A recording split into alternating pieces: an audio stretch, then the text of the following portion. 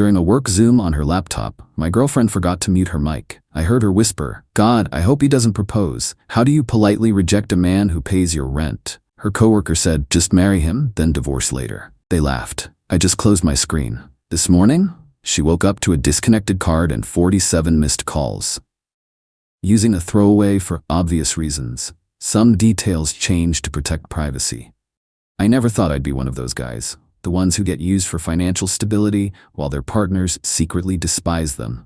Yet here I am, still processing how 3 years of what I thought was a loving relationship collapsed in under 3 minutes. Some background. I, 34M, met Amelia, 31F, at a community garden project where I was volunteering as part of my company's outreach program. She was leading a workshop on urban sustainability, articulate and passionate about her work in marketing for environmental nonprofits. We connected over shared values and similar tastes in music, and within 6 months, we were living together in my apartment. From the beginning, we had an arrangement that made sense to both of us. I earned significantly more as a software developer than she did in the nonprofit sector. She was passionate about her work, but struggling with student loans and the financial limitations of choosing a career based on purpose rather than profit.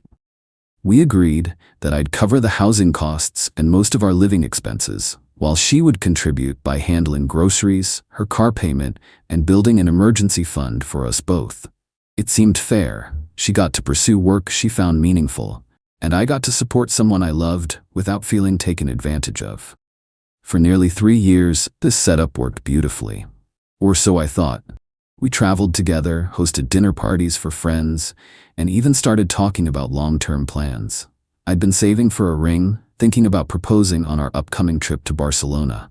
The truth revealed itself in the most mundane way possible.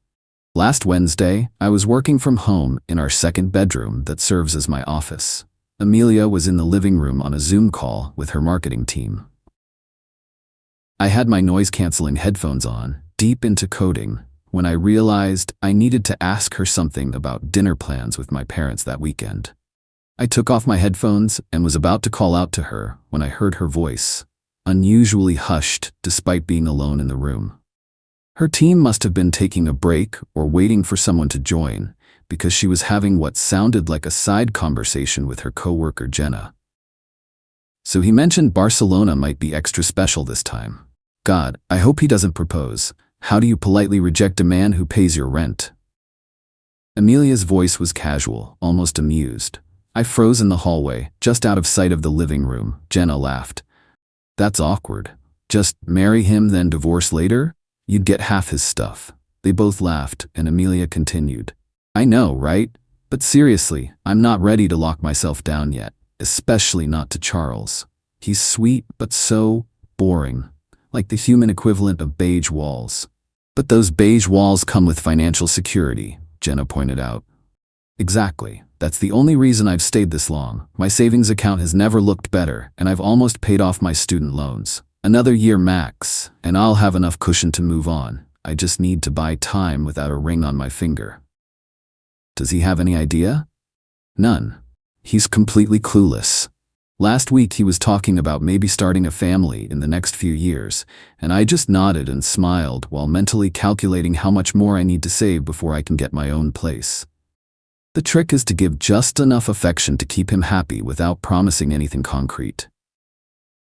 Someone must have rejoined their main meeting then, because Amelia's voice shifted back to her professional tone. "Oh, looks like Marcus is back. Anyway, I'll send over those campaign drafts by end of day." I silently stepped back into my office and closed the door. I felt physically ill, like someone had punched me in the stomach. 3 years of memories were suddenly recontextualizing themselves in my mind. The times she'd changed the subject when I brought up our future. The way she'd become more affectionate after I paid for something substantial. How she'd never quite integrated me into her friend group, keeping those relationships separate. I sat at my desk staring at my screen, unable to focus on code or anything else. I didn't confront her. Didn't storm out, didn't make a scene. I just sat there thinking about every dollar I'd spent supporting someone who saw me as nothing more than a financial plan. When her meeting ended, I pretended nothing had happened. We ate dinner together, watched a show, and went to bed like any other night. But I didn't sleep. Instead, I made a plan. The next morning, I woke up early and called my parents to cancel dinner, making an excuse about work. Then I contacted my bank and credit card companies. I had added Emilia as an authorized user on 2 of my credit cards for emergencies and household expenses. I requested immediate removal of her authorized user status and expedited replacement cards with new numbers for myself. Next, I logged into our utility accounts and changed the payment methods from my credit card to direct debit from my checking account, which she had no access to. I also contacted my landlord and explained I needed to discuss the lease. Finally, I texted my best friend Marco and asked if I could stay at his place for a few days. No details, just that I needed space. He immediately said yes. The hardest part was maintaining normalcy for the next 2 days. We went through our routines, and I swallowed my feelings, knowing I needed time to get everything in order. She never suspected anything was wrong, which only confirmed how little she actually paid attention to my emotional state. On Friday, she mentioned she was going out with friends after work and would be home late. Perfect timing. While she was out, I packed essential items, clothes, important documents, my work equipment, and a few sentimental possessions. I left her access to the apartment. It would be illegal to lock her out, but took the emergency credit card she kept in her desk drawer. I left a simple note on the kitchen counter. Emilia, I heard your conversation with Jenna on Wednesday about your plans to leave once you've saved enough money. I've removed you as an authorized user from my accounts and taken back the emergency card. I'll continue covering the rent through the end of next month to give you time to make arrangements. But all other financial support ends today. I deserve better than to be someone's financial plan while they wait for something better to come along. Charles. Then I drove to Marco's place and turned off my phone. When I turned it back on Sunday morning, I had 47 missed calls from Emilia, 16 voicemails, and 39 text messages, ranging from confused to angry to pleading. Apparently, she had tried to use the credit card for a bar tab Friday night and found it declined. Coming home to an empty closet and my note had sent her into a panic. From her messages, I could track the evolution of her response. First, confusion. What conversation with Jenna? I don't understand what's happening. Then anger. You're overreacting to something you misheard. This is insane. Followed by damage control. Baby, please call me. There's been a huge misunderstanding. And finally, when none of that worked, the truth with a spin. Okay, fine. You heard something, but it wasn't what you think. I was just venting about proposal pressure. Everyone says things they don't mean sometimes. Her last few messages revealed her true concern. Not that she'd lost me, but that she'd lost her financial safety net. I can't afford this place alone, and you know that. What am I supposed to do? I have $1,726 in my account total. My student loan payment is due next week. You can't just cut me off like this. At least talk to me about a transition plan. This isn't fair. Fair. That word stuck with me. What wasn't fair was pretending to love someone while secretly using them. Marco has been incredible through all this. When I finally told him what happened, he wasn't even surprised. Apparently, he and my other friends had noticed how transactional Emilia's affection seemed, but hadn't known how to bring it up. She was always more interested in what you could provide than who you are, he said.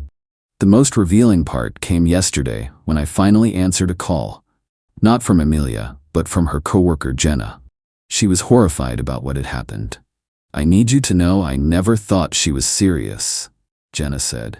I thought it was just dark humor between friends. Then she told everyone at work you abandoned her without warning, and I couldn't stay silent.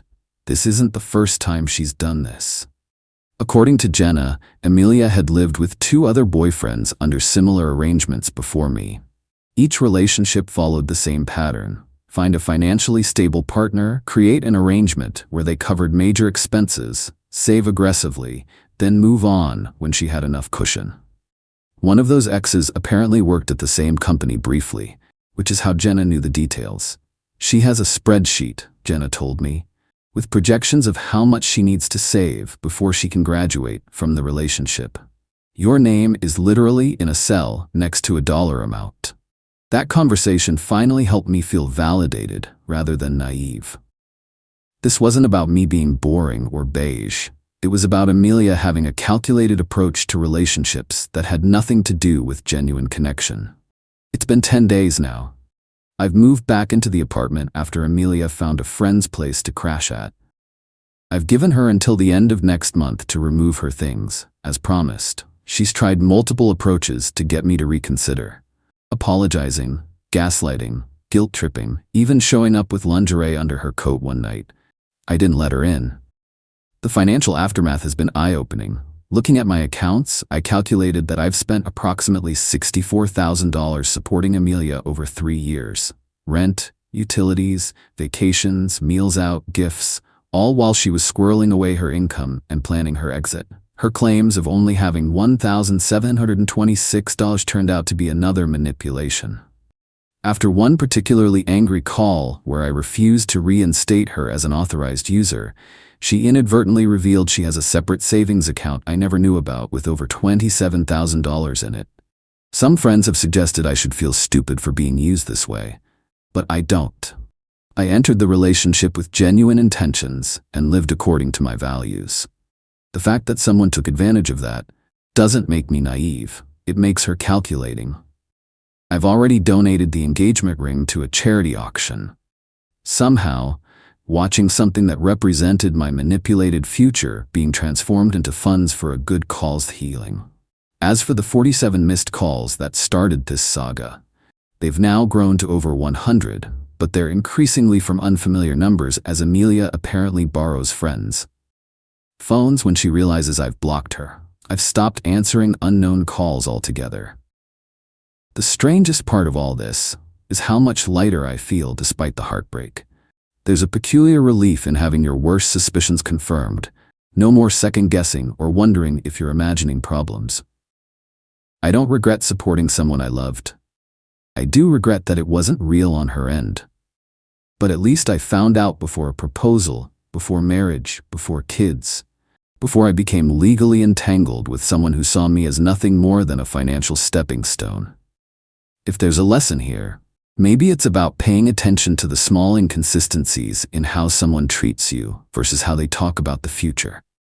Or perhaps it's simpler. If you're going to discuss your secret plans to use and discard someone, make absolutely sure you're on mute.